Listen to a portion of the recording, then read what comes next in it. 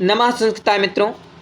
तो वही आज हम महाकवि भास का परिचय जानेंगे और भास के 13 नाटकों के बारे में भी आपको संक्षिप्त जानकारी देंगे। किस प्रकार से महाकवि भास का परिचय आपको नोट्स बनाना है, लेकिन हाँ देखिए नोट्स जरूर बनाएं। अगर आपको सफलता लेनी है तो नोट्स जरूर बनाना है, और कितना नोट्स बनाना है वो मैं आपको बता रहा हूँ। तो स्वप्नवासो दत्तम जो जिस पर देखिए थोड़े इधर आ गए, स्वप्नवासो दत्तम जिस पर आपके कितने अंक हैं तो 6 अंक हो जाएंगे। इनके भास के 13 नाटक यानी बहुत ही जो है प्रसिद्ध हैं। तो आइए इनके एक एक नाटक के बारे में जानते हैं, इनका परिचय पहले जान लेते हैं। कवि इनका यानी जो नाम है भास, यानी इनका जो प्रमाणिक जीवन परिचय है वो अज्ञात है, ठीक है, कोई जानकारी नहीं है। उपाधि इनकी एक उपाधि है धावक। तो पूछेगा कि धावक उपाधि किसकी है? महाकवि भास की, कालिदास की, ठीक है। तो 4 ऑप्शन आपको दे देगा, भर्तहरि, दंडी, तो आपको भास ही लगाना है। गोत्र अगस्त गोत्र के हैमोदक शाखा में जो है भास इनका जो है गोत्र है। कौन सा? भास गोत्र। अब आगे देखेंगे कि इनका समय नोट करना है कि महाकवि भास का जो समय है वो कितना माना जाता है। तो 100 ईसा पूर्व से 200 ईस्वी के जो है मध्य जो है इनका समय माना जाता है। ये किसके भाई उपासक थे, यानी किस देवता की पूजा कर रहे थे? तो वैष्णव थे, यानी विष्णु भगवान की जो है पूजा कर रहे थे, ठीक है। तो वैष्णव धर्म जो है ये मानते थे। कोई शिव को मानने वाला है, कोई शंकर जी को मानने वाला है, तो कोई वैष्णव को मानने वाला है, ठीक है। तो सब अपने अपने जो है उपासक थे। जैसे कालिदास शंकर जी की उपासना कर रहे हैं, ठीक है। तो अब इनकी रीति जानते हैं। तो भाई रीति वैदर्भी रीति संदर्भे कालिदास, वैदर्भी रीति के लिए कालिदास भी जान जाते हैं। और जो महाकवि भास है इनकी भी जो रीति है वो वैदर्भी ही हो जाएगी। गुण जहाँ रीति वैदर्भी है तो प्रसाद, माधुर्य एवं ओज तीनों गुणों का जो है समावेश मिल रहा है, ठीक है। आगे देखेंगे रस। तो रस के मुख्यतः श्रृंगार एवं वीर रस का इन्होंने प्रयोग किया है, यानी कि श्रृंगार परक इन्होंने रचनाएं रची, यानी कि प्रेमी प्रेमिकाएं, ऐसी इनकी ज़्यादा रचनाएं हैं जिस पर प्रेमी प्रेमिका हैं, ठीक है। और ऐसी इनकी रचना है जहाँ पर जो है वीरता का भी वर्णन है। तो इससे हम समझ सकते हैं कि श्रृंगार एवं वीर रस इनका मुख्य रस है या प्रिय रस है। शैली की बात करते हैं तो इनकी जो शैली है वो सरल भाषा का इन्होंने प्रयोग किया, बिल्कुल सहज भाषा का प्रयोग किया, जो है कि लोगों तक जो है हमारी भाषा किस प्रकार से लोगों के पास पहुंच जाए, बिल्कुल सरल भाषा का इन्होंने प्रयोग किया। तो इस प्रकार से आप देखेंगे अकृत्रिम शैली का जो है इन्होंने प्रयोग किया, बिल्कुल सरल शैली का प्रयोग किया। प्रिय अलंकार की बात करेंगे कि भाई इनको अलंकार, देखिए कोई भी आप काव्य लिखेंगे या गद्य लिखेंगे, अगर उस पर अलंकार मिला दिया जाए, अलंकार का अर्थ ही होता है अलमधनकार, आभूषण, गहना। जिस प्रकार से एक स्त्री की शोभा बढ़ती है गहने से, इसी प्रकार से काव्य की भी शोभा बढ़ती है अलंकार से।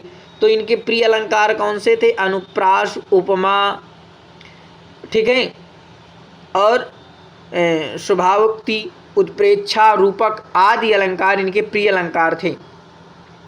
तो ये आपको ध्यान रखना चाहिए। आ बना लीजिए, आ हो गया आपका, ऊ हो गया आपका, स्व हो गया आपका, फिर उत बना लीजिए, उत, और रू बना लीजिए। चाहे आप इस प्रकार से ट्रिक बना लीजिए, चाहे आप वैसे ही याद कर लीजिए कि भाई अनुप्रास, उपमा, स्वाभाविक और उत्प्रेक्षा और रूपक आदि अलंकारों का इन्होंने प्रयोग किया। अब भास की कृतियों के बारे में आपको जानकारी करना है कि जो है भास की कितने कृतियां हैं, ठीक है। तो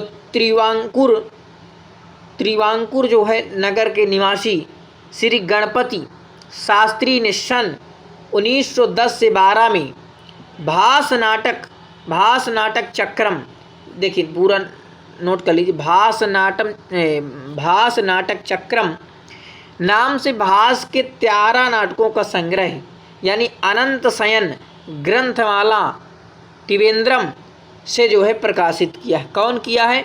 तो आपको ध्यान देना है, गणपति शास्त्री ने। कहाँ से? तो 1910-12 में, 19 से 10 से 12 के समय में जो है इन्होंने भास नाटक चक्रम नाम से जो है भास के 13 नाटकों के जो संग्रह है उसको अनंत शयन ग्रंथमाला में या कह ले त्रिवेंद्रम से जो है प्रकाशित किया। ये कोई जगह है त्रिवेंद्रम, ठीक है। तो वहाँ से इन्होंने क्या किया, प्रकाशित किया। भास नाटक चक्रम, ठीक है, 13 नाटकों का संग्रह जो है प्रकाशित किया। अब 13 नाटक में थोड़ा संक्षिप्त परिचय भी आपको बता देंगे। कथा वस्तु के आधार पर भास के 13 नाटकों को 4 भागों में वर्गीकृत किया जा सकता है, ठीक है। कथा वस्तु के आधार पर भास के नाटकों का वर्गीकरण, ठीक है, यानी कि रामायण मूलक है, जो कुछ रामायण से प्रेरणा जिन्हें मिली है, कुछ महाभारत से इनके नाटक है, जो महाभारत के आधार पर इन्होंने नाटक लिखा, ठीक है। कुछ उदयन कथा मूलक हैं और कुछ कल्पना मूलक है, यानी कि जो कल्पना के द्वारा कि ऐसा हुआ होगा। इस प्रकार से इनके चार प्रकार से इनके नाटकों को जो है व्यक्त किया जा सकता है। आप देखिए, पहली इनकी रचना है अभिषेक नाटकम, ठीक है। अभिषेक नाटकम मध्यम व्ययोग और प्रतिगा योगंधरायण, बहुत ही महत्वपूर्ण रचना है। पूछेगा प्रतिगा योगंधरायण किसकी है, तो आपको बताना है महाकवि भास की। अभिषेक नाटकम किसकी रचना है, तो महाकवि भास की। अभिमारकम भास की। प्रतिमा नाटकम भास की, ठीक है। दूत वाक्यम महाकवि भास की। स्वप्नवास दत्तम, इस प्रकार बोलते चलिए, स्वप्नवासो दत्तम भास की, ठीक है। दरिद्र चारु दत्तम भास की। कर्णभारम भास की। दूत घटोत्कच भास की। पंचरात्रम भास की, ठीक है। आगे देखें, कर्णभारम भास की, दूत घटोत्कच भास की, पंचरात्रम भास की, उर्भंगम भास की, बालचरितम भास की। तो बालचरित हो गया। अब देखिए, भास के जो है ये रूपकों का संक्षिप्त परिचय। अब जितने भी इनकी यानी 13 रचनाएं हैं उनका आपको संक्षिप्त परिचय बता देंगे, थोड़ा थोड़ा आप नोट कर लेना, ठीक है। जैसे कि अभिषेक नाटकम, इस पर आपके 6 अंकों का यह नाटक है। इसमें जो है किष्किंधा कांड से लेकर, जैसे अभी मैं बताया रामायण महाभारत, ठीक है, तो ये रामायण से लिया गया। तो किष्किंधा कांड से लेकर लंका कांड तक की संपूर्ण कथा संक्षेप में दी गई है। अंत में रावण वध के पश्चात राम के राज्याभिषेक का इस पर वर्णन है। तो आप अभिषेक नाटक में आप समझ गए कि इसमें जो है 6 अंक हो जाएंगे। किष्किंधा कांड से लेकर लंका कांड की संपूर्ण कथा इस पर है, और रावण के वध के बाद यानी राम के राज्याभिषेक का वर्णन इस पर मिलेगा अभिषेक नाटकम में। तो अगर थोड़ा आप ऐसे पढ़ लेते हैं कि भाई अभिषेक नाटकम में कितने अंक हैं और इस पर कौन सी घटना है, तो आपको ही बिल्कुल याद रहेगी कि अभिषेक नाटकम किसकी रचना है। आप देखिए, प्रतिमा नाटक है, तो इस नाटक में 7 अंक हैं। अभी आपने देखा उसके पहले 6 अंक, लेकिन इसमें प्रतिमा नाटक में 7 अंक हैं। इसमें भी राम के जीवन का वर्णन है, ठीक है। यानी जो प्रतिमा नाटक है तो इसमें भी जो है भगवान श्री राम के जीवन का वर्णन है। मध्यम व्यायोग, तो इस पर जो है यह एक अंक का व्यायोग है नामक रूपक है। इस पर जो है मध्यम जो है मध्यम पांडव भीम के द्वारा, यानी जो मध्य यानी बीच वाली, ठीक है, जैसे कि 3 नंबर वाले लड़के, तो मध्यम पांडव भीम के द्वारा घटोत्कच के हाथ से एक ब्राह्मण पुत्र को बचाने का वर्णन है। यानी जो घटोत्कच है, घटोत्कच ये आपके भीम का लड़का है, ठीक है। भीम के लड़के का क्या नाम है, घटोत्कच। तो घटोत्कच के द्वारा एक ब्राह्मण पुत्र को बचाने का जो है वर्णन है। भीम अपने पुत्र घटोत्कच को देखकर आनंदित होते हैं और हिडिंबा से उनका पुनर्मिलन होता है, ठीक है। तो इस प्रकार से जब देखते हैं कि भाई ब्राह्मण पुत्र को बचा रहा, तो उनका जो है दिल क्या होता है, ऐसा देखकर जो है उनका हृदय जो है आनंदित होता है। आगे देखेंगे दूत वाक्यम, तो दूत वाक्यम यह एक अंकी रूपक है। इस पर जैसे कि दूत वाक्यम, दूत यानी श्री कृष्ण, ठीक है, इसमें कृष्ण के दूत बनकर पांडवों का संधि प्रस्ताव लेकर दुर्योधन के पास जाने का वर्णन है।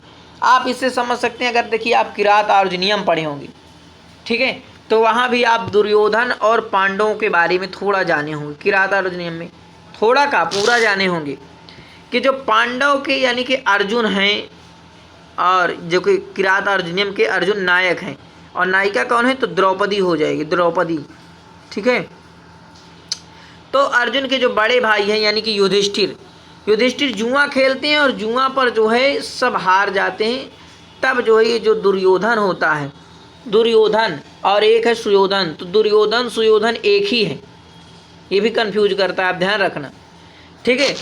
तो इस पर जो है श्री कृष्ण के दूत बनकर जो है पांडवों का संधि प्रस्ताव लेकर दुर्योधन के पास जो है जाने का वर्णन है।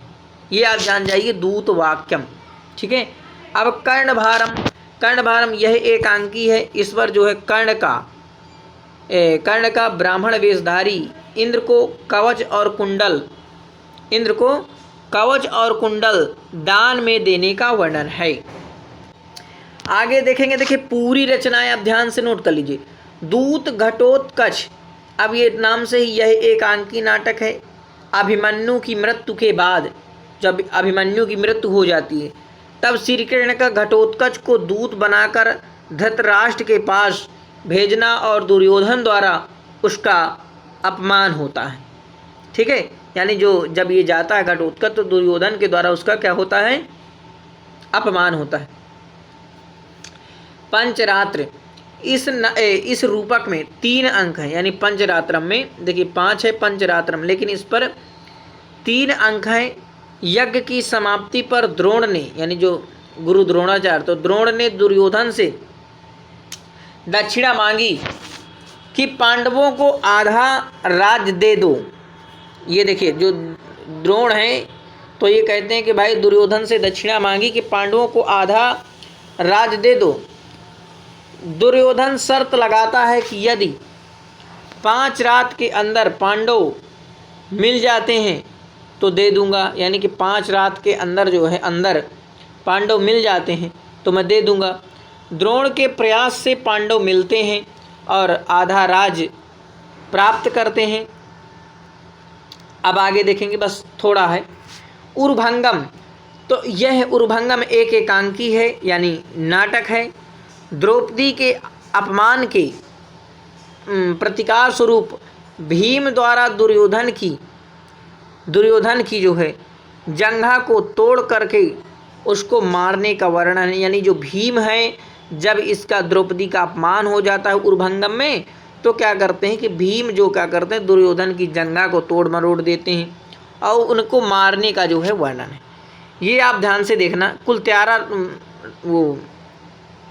कुलभास की जो 13 रचनाएं हैं तो उनको एक किस प्रकार से आपको नोट तो रचनाएं कुल नोट कर लीजिए, किस पे कितने अंक हैं। बालचरित, इस नाटक में 5 अंक है बालचरित, ठीक है। तो इसमें श्री कृष्ण के जन्म से लेकर कंसवध तक की कथा वर्णित है बालचरित में। चारुदत्त, इसमें 4 अंक हैं, चारुदत्त में 4 अंक हैं। ये तो आप बिल्कुल आसानी पूर्वक के चारु माने 4, तो इस पर 4 अंक हैं। इस पर जो है इसमें निर्धन ब्राह्मण चारुदत्त और वसंत सेना नाम की वैश्या के प्रणय का वर्णन है, ठीक है। चारुदत्त में इसमें जो है भारत वाक्य नहीं है और कथा अधूरी है। तो एक प्रश्न बहुत ही महत्वपूर्ण देखिए बन गए कि इसमें जो है भारत वाक्य नहीं है, तो एक कौन सी रचना में भारत वाक्य नहीं, तो चारुदत्तम में भारत वाक्य नहीं है और ये जो कथा है वो अधूरी कथा है, ठीक है। आगे नोट कर लीजिए। अभिमारकम, इस नाटक में 6 अंक हैं अभिमारकम में। इसमें राजकुमार अभिमारक का राजा कुंती भोज की पुत्री कुरंगी के साथ प्रणय विवाह का वर्णन है, ठीक है। आगे नोट करेंगे प्रतिज्ञा यौगंधरायण। तो प्रतिज्ञा यौगंधरायण में क्या देखेंगे, इस नाटक